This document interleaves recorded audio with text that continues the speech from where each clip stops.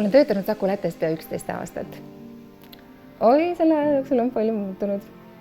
Näiteks õhkkond. Kui ma siia 2011 aastal tööle tulin, oli juht selline, keda kõik kartsid. Ta nautis ülemvõimu. Mul on nii hästi meeles, kui ma olin äkki nädalake tööl olnud ja ta tuli selja tagant, kargas mulle ligi ja oma punnis silmadega vaatas mulle otsa ja karjatas. Loe ette oma 10 top-klienti. Ma kohmetasin ja minu suust ei tulnud mitte ühtegi sõna. Selle peale ta vihastas. Täna õnneks on juhtkond hoopis teissugune.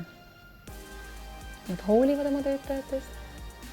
Nad võtavad meid kui oma pereliikmeid ja parimaid sõpru.